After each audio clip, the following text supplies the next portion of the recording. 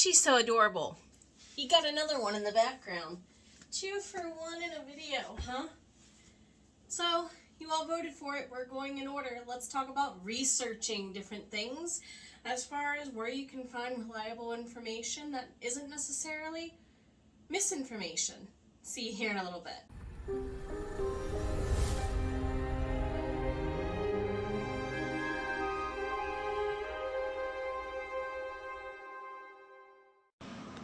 Baby girl, hi Trina. You all don't normally get to see a bit of this. Hey you. Hi. How's my baby girl doing, huh?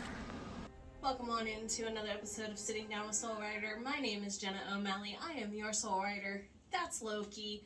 You got to see Drina earlier. Let's go ahead and talk about different things you can be including as part of your research process to make you, as a fiction writer, a stronger writer. I taught argumentative and essay writing for 15 plus years in public education as a high school English teacher, so I have a lot of background to share on this. And I actually, as part of like my second master's degree, basically expanded how to do research techniques and more as part of curriculum development. We're going to talk also about curriculum development and how you can make your own curriculum here in a bonus video. If you came here from there, hello. Let's also go ahead and talk about researching. So first and foremost, people are underutilizing libraries in an age where libraries need to be used so that way we can prove that their funds matter and therefore they need to receive these funds no matter where they come from. Use your libraries, y'all. There's, at least where I live here in Maryland, there's a lot of not just public libraries, but local school libraries on the high school level and the college level that have special collections, or maybe they have a special speaker or a traveling display of some kind. At Frostburg State University, they have a lot about what it's like to live in the Appalachian wilds of Maryland as far as like resources that you can't find anywhere in a museum. And trust me, I spent a lot of time there doing research for my degrees from there. And a lot of that research is going, hello Locarina, directly right back into what I'm doing for Vitae Atlantica and Season 2 of the Myrna Annals, to make sure that we play on the beauty that is the state I love so much. And then of course you're going to also look at other primary source information. Interviews matter. If you are writing about a concept or a thing and you want to give sensitivity to it, interviews are your best friend. Now, is everyone's life going to be the same? No. One person's experience with a diagnosis, an existence, a cultural background, a life event is never going to be a copy-paste of somebody else's. So look at a couple of different experiences and try to do as much justice to the greater picture as you can in that regard. This also goes into those of us who kind of write stuff set in recent history. Also applies for very many reasons because of how the internet has made information both widely available and widely editable. I see you, Wikipedia. I know what they used to say about the dress code at the high schools in my county that were not true until they got fixed by an editor. Anyway, leopard print. Yeah, right. Requirement. Yeah, right. Number 3, Google Scholar. If you are going to Google search that, I suggest using Google Scholar instead of plain old Google. Why? Google Scholar is like a journal database. I'm going to talk more about those here in a second. And you're likely to find more what we in research land would call primary source data. Stuff that is the first wave of information that is super highly accurate and reliable. Therefore, I would also have to suggest other databases that aren't as widely known as Google Scholar, though they have a lot of overlap because I think Google Scholar maybe partners with some of these, like JSTOR or other research entities like that that you might use at a collegiate level. They have what's called peer-reviewed articles.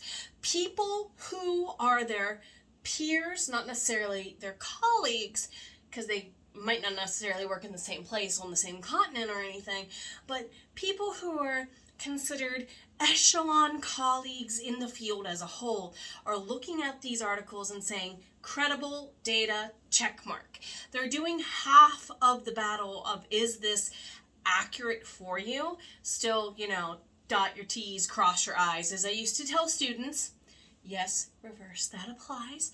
Now that you're listening, also documentaries can therefore have similar level expert credibility in them. I, as part of doing a lot of the research for season 1 of the Murder Annals, relied heavily on documentaries that were written, produced, performed, recorded, whatever you want to call it, filmed by, and curated by actual Egyptologists, by people who were actively following this new discovery, because if you didn't know, they actually possibly found Cleopatra's sister's skeletal remains and were able to 3D facially reconstruct her. Yes, I gave that data to Jeremy and said, enjoy making her great-granddaughter, basically, with Nefertiti. But I also went on to do my due diligence justice and do more research.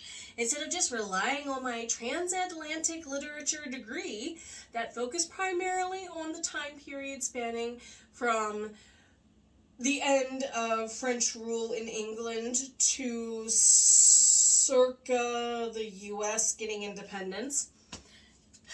Are we surprised that's also the era where my books takes place? Not at all. Anywho, I didn't just rely on that degree. I actually went back and looked at the era, because we've made new discoveries since I got my degree back in the, 2009 through 2011 era of my life. So we now know more about the science behind, supposedly, the conspiracies of what made London Bridge actually fall down. Yes, I put that in one of my books and kind of made it involved with Toots and Mardigan. Enjoy the shenanigans. So you can see where accurate documentaries can lead you to these, at least getting baseline information to find more stuff to read to use as cannon fodder in your books. Hello, those of us who write based on history and sci-fi type things. And then therefore also, I have to say, look at newspaper articles. I know the Baltimore Sun, the New York Times, and other entities have, for a cheap, fairly not over-expensive cost, where you can look at paper clippings from 50 years ago. As long as they had them in their archives and could scan them and upload them applied, right? Right. So why not go and see what different newspapers were saying? But don't look at just one person's take to try and avoid bias. Look at more than one. Look at the big picture and then make your inspirational assumptions for fiction land based on real life if you need that inspiration. And then, of course, if you are able to do so, travel. Travel, travel, travel. For those of us who have our books set kind of where we live, for me, I find myself so grateful that I was able to actually go to events down around where Book 6 kicks off in Prince George's County this year. Down around where I used to live in ye olde Baltimore. Up around the southern parts of PA where tiny snippets of this book are going to take place. Why? Because I got to reconnect with the land. I got to refresh which streets go what direction, and is that landmark really where I thought it was, or is it something different now? You don't always have to fly overseas, though. A sabbatical to Egypt and Scotland would be amazing. Wouldn't it, Ian and Nefertiti? Whew, that would be a joy. I would love to go on that trip. I look forward to going on that trip one day. What are you doing to include as part of your research process to get really nerdy about your book? Before you've even started considering, are you plotting or pantsing this outline? Above all, take care of yourself. Purple hearts, you matter. You always have. See you in the next one. Low key too, maybe.